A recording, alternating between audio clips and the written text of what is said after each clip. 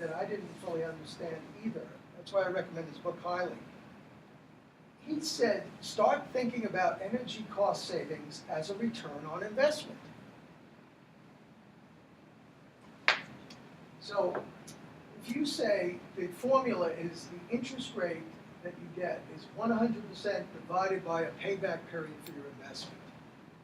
So I said, assume a 5-year payback, which is what a lot of these PEP measures would be done in, according to my architects and engineers.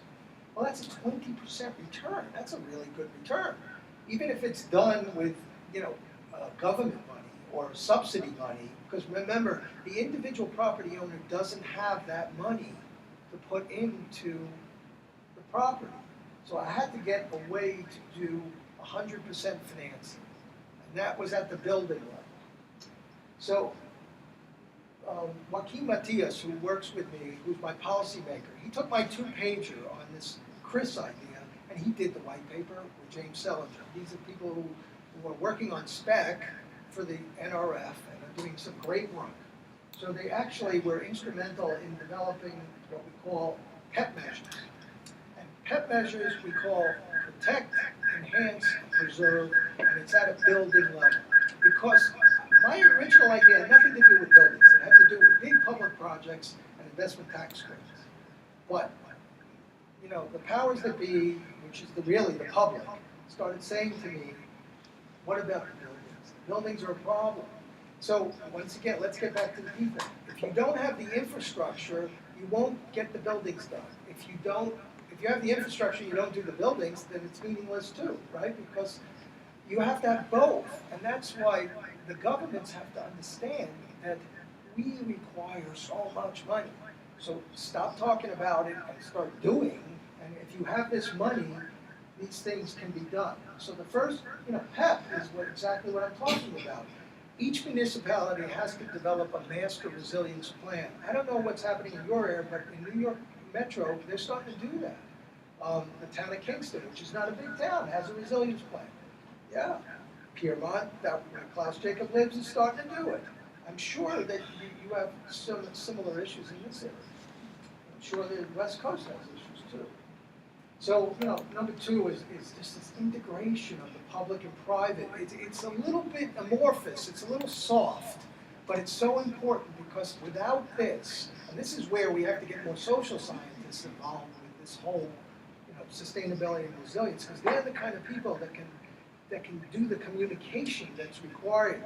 Because right now, Janine and I were talking about this. There's a real chicken and an egg. Municipalities are saying, well, let's do a bottom-up approach. Let's have the people tell us what they want. And I, talk to people and they say, well, it's a federal government, it's a state government. Somebody from the EPA in Pennsylvania said the federal government should tell everybody what to do. So there's all these different ideas about how to do it. Stormwater management is very important. We did it in the Wheel project. We were lucky it was done before because we were in an environmentally tainted area. So they've already done what they call bioswales, so that the water naturally runs off. We're doing cisterns. Cisterns are really important because if you have flooding areas, you're going to capture enormous amounts of water that other areas could use that you could actually sell to the West Coast because they're going to need water. So we better figure out a way to take the deluge, because the deluge can be very good for other parts of the world that are in drought. I don't know how to do that, but I think it's really important that we figure out how to do that. There are people that know how to do that.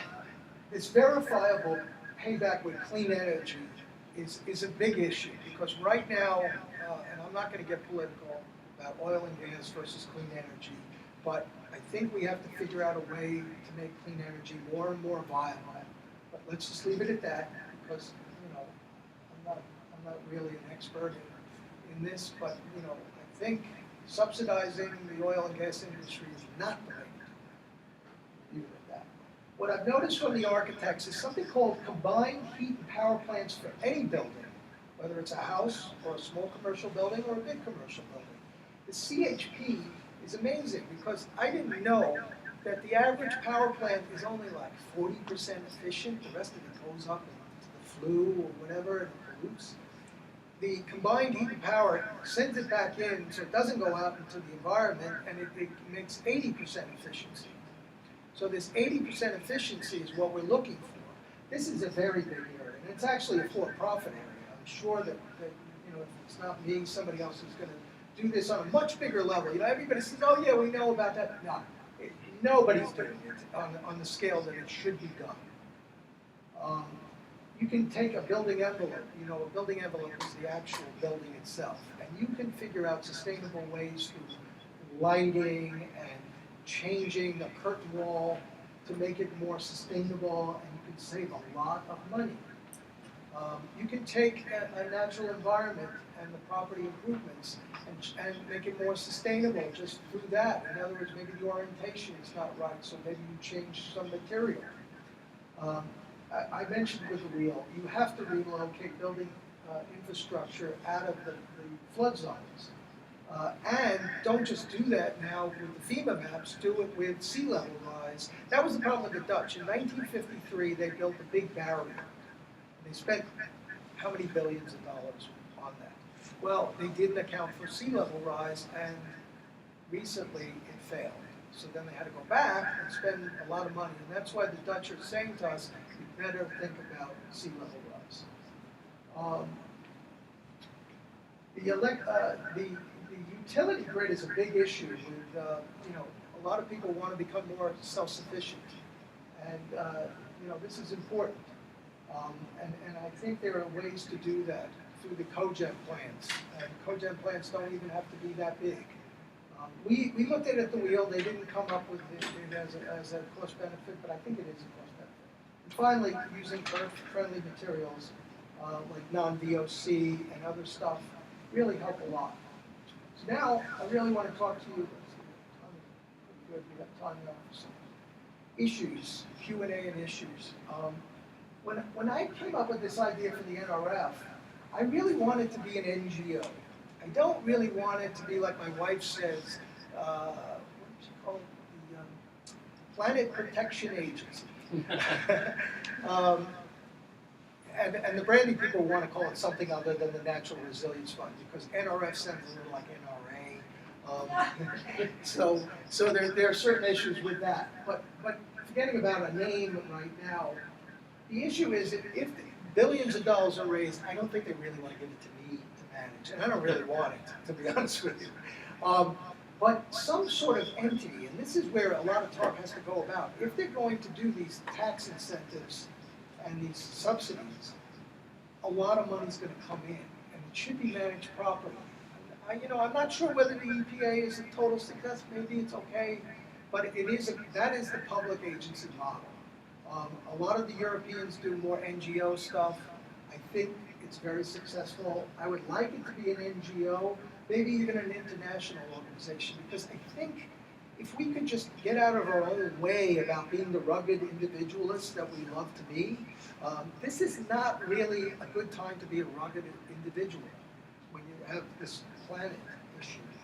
So, I think there's something beckoning us to really work together on this. And this is really becoming bipartisan, even with the legislation that we have in tow right now, because people are realizing that something has to change. So what I intended with this was to provide gap funding for any project, whether it was a building or an infrastructure project. So it was the tough dollars that I was trying to get. I wasn't trying to underwrite a municipal bond here. Any legislator can do that, and they're starting to do that, and any company can underwrite an environmental bond. So what I'm trying to do is really tough stuff, that because if a project's $100 million, and they have 90 million raised, that's where I saw the NRF coming in for that last 10 million. In business, that's the hard money, that last 10 million. So the junior lien is a low-cost equity, is what we've come up with for the property, and the critic is the grant, so there's no returns in that. So what I'm doing here is totally developmental. Basically, the NRF is just in a planning process, and that's what I've been doing since August 23rd. It was formed as a company. The idea came in April, which is exactly when Sean Donovan had his idea for Rebuild by Design. So there's consistency that after Sandy, it took about 6 months to mobilize and come up with ideas to start to, really put money to work. But we had to do a lot of thinking because you can't just spend money. It's a waste if you spend money. So what I'm trying to do is get a grassroots effort together, which is a lot of work, and it needs a lot of people. And we're trying to get $500,000 of seed money to do some studies and to do some lobbying and to pay some of these people who work very hard for nothing. You've heard that before, right? So what we were trying to do is get it out there, and that's why we need these talks. And Joaquin's going to do more and more of them because he's actually better than I am. I'm more of a numbers guy, he's more of a policy guy. So he's starting to gear up to do more of these presentations. And if you know of other places, we'd love to do them. I'll give you an example. The $500,000 got that wheel basically approved. That's how much Meyer, Laufer, and I spent to get that big wheel to the point of having big money come in. So it shows you if you do it right, you can do it with relatively little money. So I'm going to open it up now to any questions, and if there are, if we have a little more time, I'll just have one little